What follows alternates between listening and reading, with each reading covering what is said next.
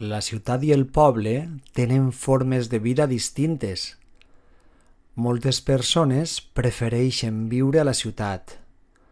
Altres persones prefereixen viure en un poble. Cada persona busca una cosa diferent. Anem a analitzar els avantatges i desavantatges de les dues opcions. Hola de nou. Estàs en Valencià en veu alta, el canal on t'ajudaré a parlar valencià amb fluïdesa, pas a pas, des del primer dia. Avui vas a escoltar un podcast per a millorar la teua capacitat auditiva i la teua comprensió.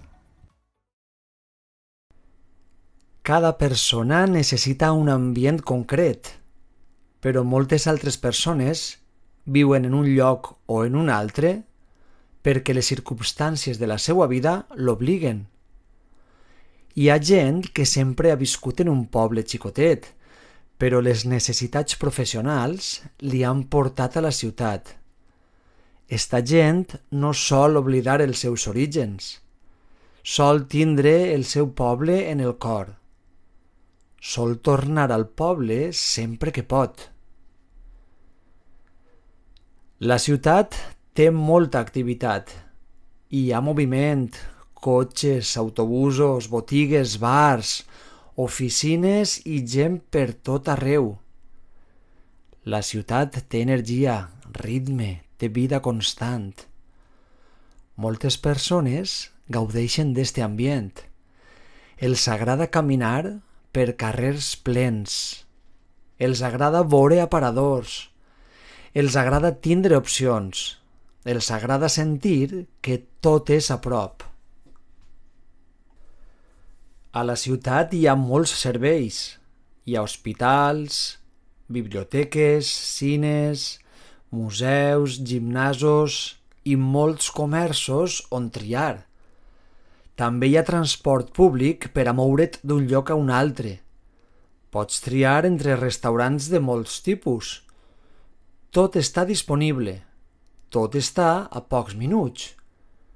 La ciutat ofereix varietat. Ofereix comoditat, ofereix oportunitats. Potser un dels arguments més importants per a viure a la ciutat és la quantitat de llocs de treball. Potser en la mateixa ciutat o en zones del voltant. Segurament hi ha molts llocs de treball en hostaleria, turisme, sanitat, educació, serveis. I, a part, en les proximitats poden haver abundants indústries. Però la ciutat també té un costat difícil. El soroll no para mai. A vegades hi ha trànsit i passes massa temps a la carretera. A vegades hi ha presses, estrès i massa gent. La ciutat pot cansar, pot saturar. Pot crear sensació de velocitat constant. No totes les persones gaudeixen d'este ritme. El vehicle privat no ho té fàcil. Aparcar pot ser un desafiament. El poble és molt diferent. El poble té calma, silenci i aire net.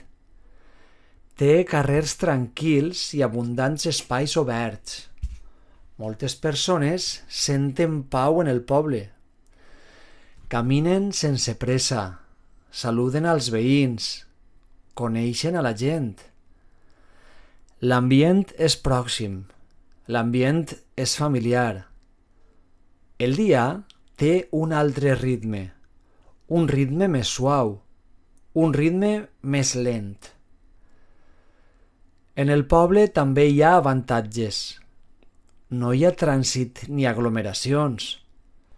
Potser ni tan sols hi ha semàfors. Pots aparcar amb facilitat, fins i tot a la porta de casa. Pots caminar a quasi tot arreu. Pots gaudir de la natura. Pots veure el cel amb claredat. Pots escoltar ocells i pots respirar sense soroll i sense contaminació. Però el poble també té límits. A vegades hi ha pocs serveis. Segurament no hi ha transport públic. Potser no hi ha botigues grans. A vegades és difícil trobar activitats culturals. Però la clau de tot és el treball. A vegades no hi ha treball. Este punt és molt important. Moltes persones jovens volen quedar-se al seu poble. Volen viure prop de la seva família. Volen viure en un lloc tranquil, però no troben ocupació. No troben oportunitats, no troben opcions per a créixer. Per això, moltes persones marxen. Es van a la ciutat per a buscar un treball estable o que s'ajuste a les seues necessitats. Busquen un futur més segur. El dia a dia no és fàcil i no es pot viure sense treballar. La ciutat ofereix més possibilitats laborals, però eixa decisió també té un cost. La ciutat és més cara.